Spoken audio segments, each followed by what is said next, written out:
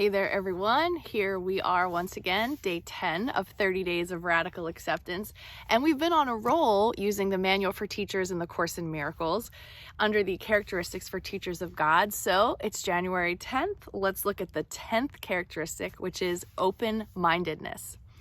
And I just want to say that this morning has already been quite eventful.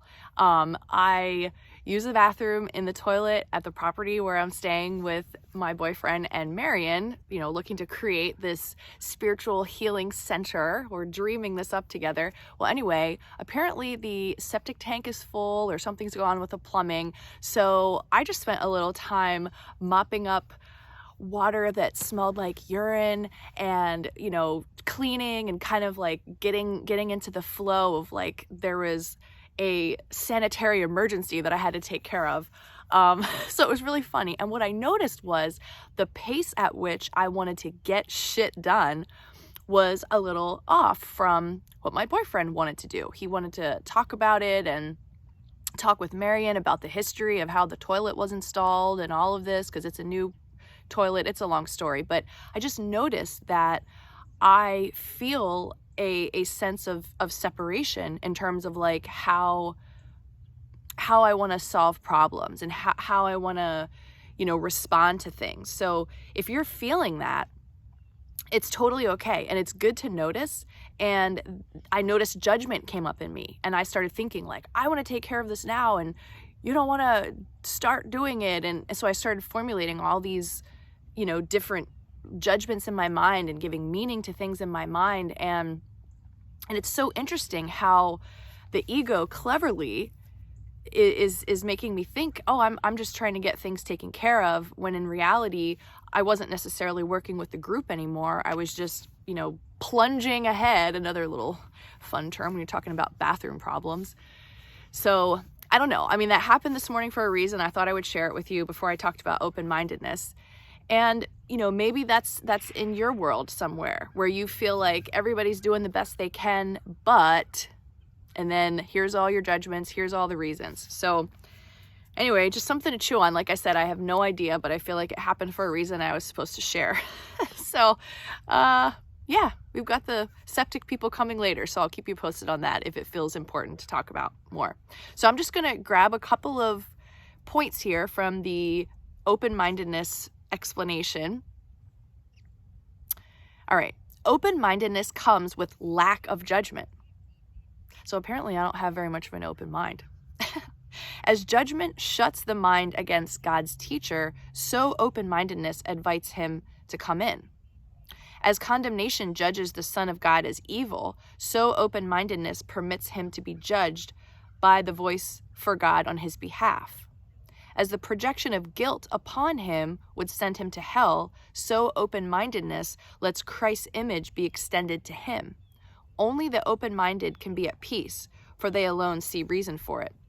So I think, and there's a lot more in here, the open-mindedness explanation gets deep and beautiful, but for me, open-mindedness, it feels like it's more about the opportunity to consider more explanations for why the world is the way it is, or why the universe is the way it is. Like, I'm open to the idea of there's benevolent extraterrestrials working with us in our human collective to help us move forward and expand our consciousness. That's what I kind of was thinking open-mindedness meant.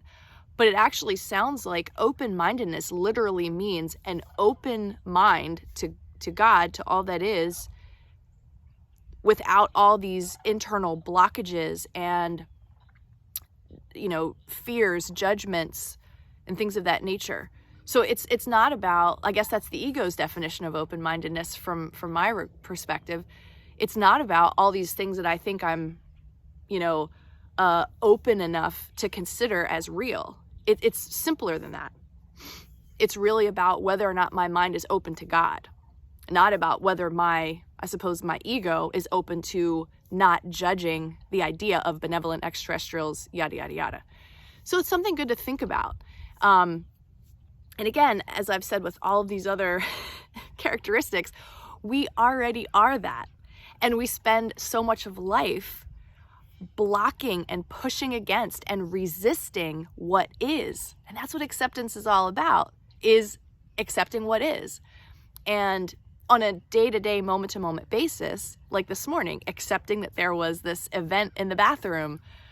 Sure, I could say that shouldn't have happened. If we would have done X, that wouldn't have happened. But I believe I was in a state of acceptance and went ahead and took care of it. But again, as I expressed earlier, the way I went about it wasn't in the most open-minded,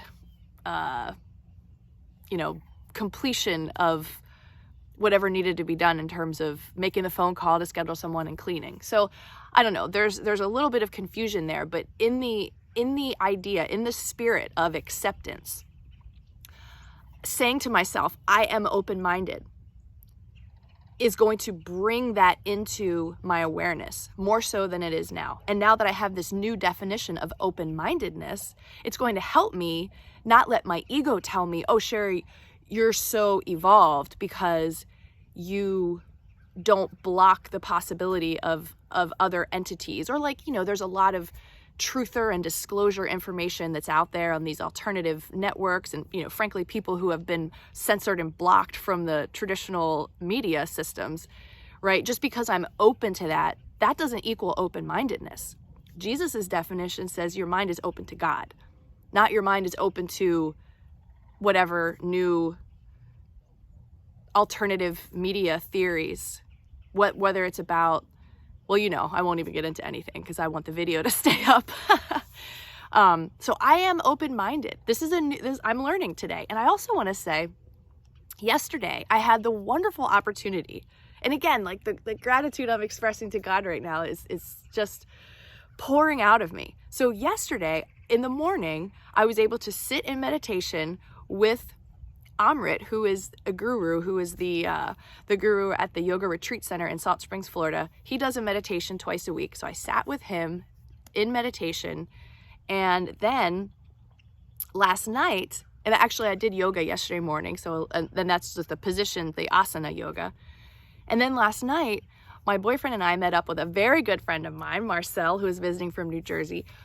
We went to the Temple of the Universe. So we also did another yoga class and sat in a session where Mickey, who wrote the book, The Surrender Experiment, Michael Singer, The Surrender Experiment, The Untethered Soul. He's written a couple of other books, but he gave a great talk last night. So it's like yesterday was so beautiful to be able to get into my body and practice these yoga positions and then listen to these two really experienced and heart-opened individuals share their wisdom with the world twice. I mean, so life is such a beautiful miracle if we can focus on those opportunities and those experiences. So, and then this morning to have the shit go down, or not go down, actually, back up into the bathtub, like it was a little crazy. It's so, like the contrast and, how I'm able to kind of pull my consciousness back and look at what happened, look at how my ego responded and wanted to be the superhero in this situation and all of that. It's just so interesting. And I would just invite you, if our minds are open to God, if I am open-minded, and that's what that really means, is for you to look at yourself. Because I think a lot of us feel like we're the superhero in the household or we're the superhero in the family. And I do have that theme running from time to time. Well, if I don't take care of this, nobody will. Or if I don't do it now, it won't get done till next month. I have a lot of that. And so, that's something for me to look at, to open my mind to God and ask, what is the belief that's under there and how can I get clear about that? And then let it move through my body. One of the things that Mickey Singer talked about last night was this idea of resistance and blockages in the body, and how, this is very parallel to the Course and very parallel to the things that Guru Dev here at the Amrit Institute talks about as well, is we are creating all of this resistance in our lives. And it's just based upon living in the past and formulating ideas about, here's the evidence as to why the present is this way because of the past. And here's evidence as to why the future is going to be that way because of these things that I'm, calculating and figuring out. And it actually, all of that resistance does come into our body and does cause obstructions and pain And if you're at the point where your body's hurting, this comes through with our channeled messages from Jesus and Ananda.